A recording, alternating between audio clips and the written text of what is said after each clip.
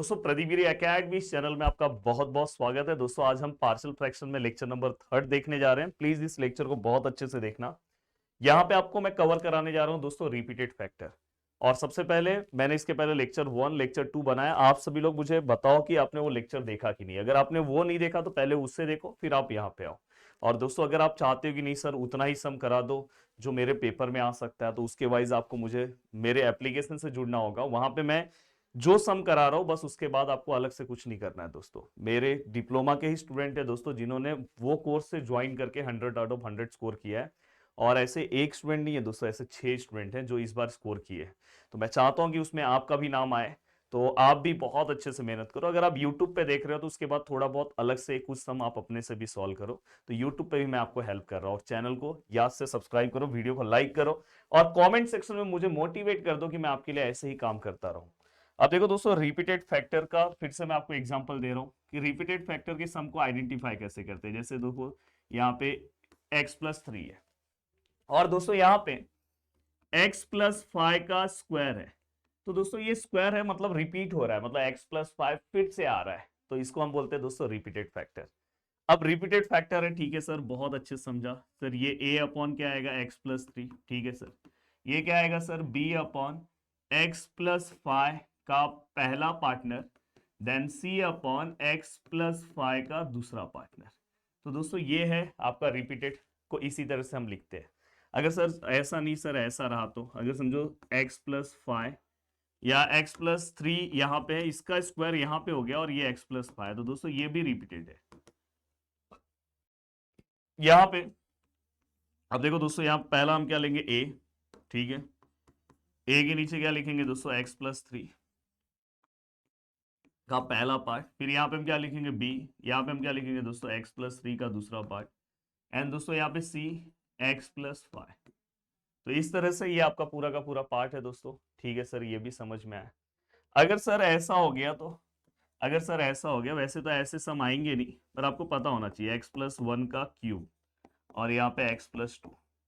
अगर इस तरह से x+1 का क्यूब और x+2, तो आप यहाँ पे क्या लिखोगे दोस्तों a अपॉन x+1। यहाँ पे क्या लिखोगे दोस्तों, ये क्यूब है मतलब पहला पार्ट, b अपॉन x+1 का दूसरा पार्ट, c अपॉन x+1 का तीसरा part, and d upon x+2। वैसे ये सम आएगा ही नहीं, 100% नहीं आएगा। ये सम नहीं आएगा दोस्तों, नहीं पढ़ना है, बस ये इस टाइप के सम पूछे जाते हैं।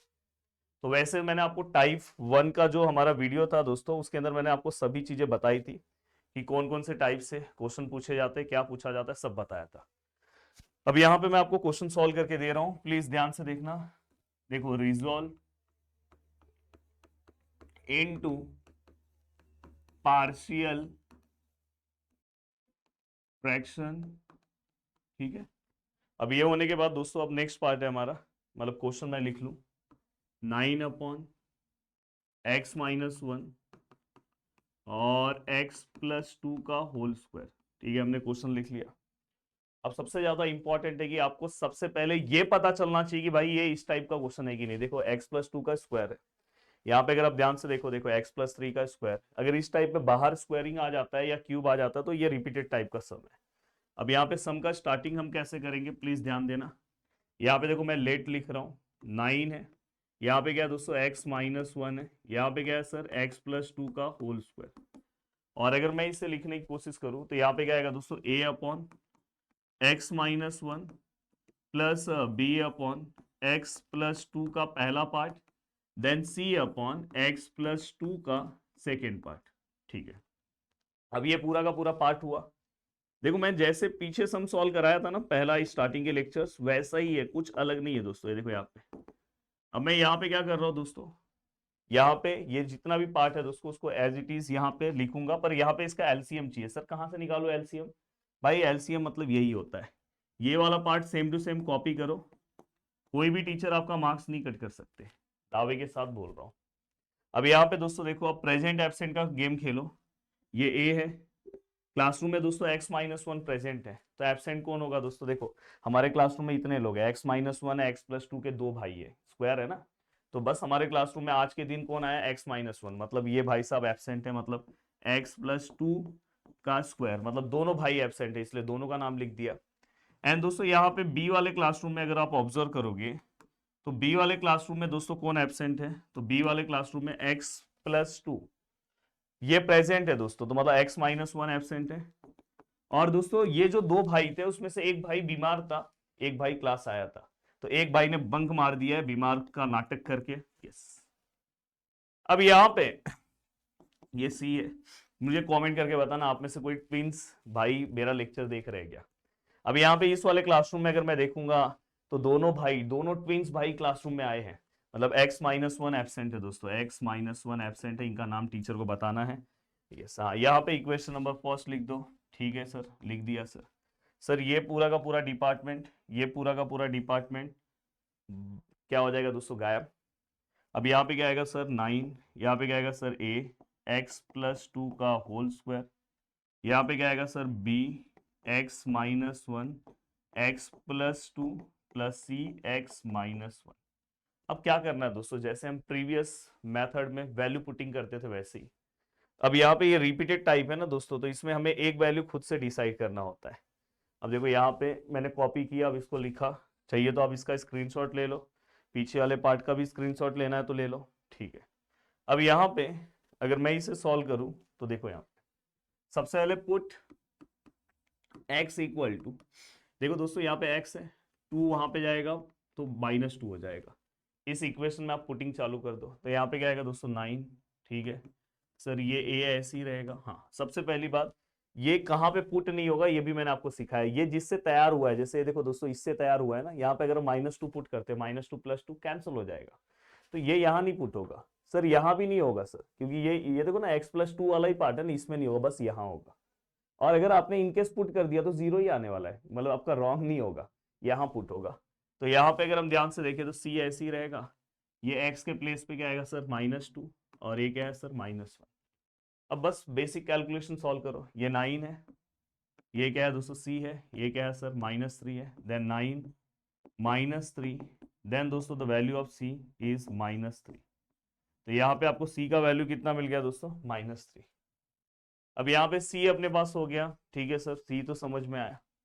अब आगे की ओर बढ़ रहा हूँ, c के बाद अब यहाँ पे क्या लिखूंगा दोस्तों, पुट x इक्वल टू, अब ये हो गया +2 का -2 हो गया, अब देखो -1 है, -1 वहां पे जाएगा तो क्या आएगा सर 1। अब यहाँ पे देखो मैं 9 है, यहाँ पे क्या है सर, अब देखो ये कहाँ पुटिंग नहीं होगा, इसके अंदर होगा, ये देखो -1 है, यहाँ नहीं होगा, यहाँ भी नहीं होगा। अगर दोनों जगह पुट करोगे 0 ही आएगा, तो क्या मतलब है, क्यों अपना टाइम पास कर रहे हो। तो यहाँ पे क्या आएगा दोस्तों a, यहाँ पे क्या आएगा सर, x की जगह पे क्या आएगा 1 + 2 का स्क्वायर, देन ये 9 है, ये a है, ये क्या आएगा सर 3 का स्क्वायर, 9a, और ये क्या आएगा सर 9, ये a है, ये 9 divide by 9, then the value of a is 1। ठीक है, ये भी पार्ट आपको समझ में आ गया। अब ये पार्ट समझ में आने के बाद अब हमें आगे की ओर बढ़ना है। लेक्चर ले रहा हूँ ना, एसी चालू नहीं कर पा रहा हूँ, इसलिए थोड़ा सा गर्मी लग रहा है, और इतना भारी जैकेट वैकेट पहन लिया हूँ, कोट वेट, आप समझ सकते हो। अब यहां से अगर मैं आगे की ओर आ रहा हूं, ठीक है, अब यहाँ पे दोस्तों देखो put x equal to, sir अब इसमें से क्या लो सर, ये हो गया सर, ये हो गया सर, और कुछ तो बचा नहीं सर, ये ले लूं, अरे भाई ये तो सेम है, अब क्या लेंगे। ऐसे केस में दोस्तों आप अपने मन से कोई भी वैल्यूज ले सकते हो, सर मैं 100 लूंगा, अरे भाई ले सकते हो, पर अगर आप 100 लोगे दोस्तों तो कैलकुलेशन आपका ही डेंजर होगा, मेरा नहीं होगा, नुकसान आपको ही होगा।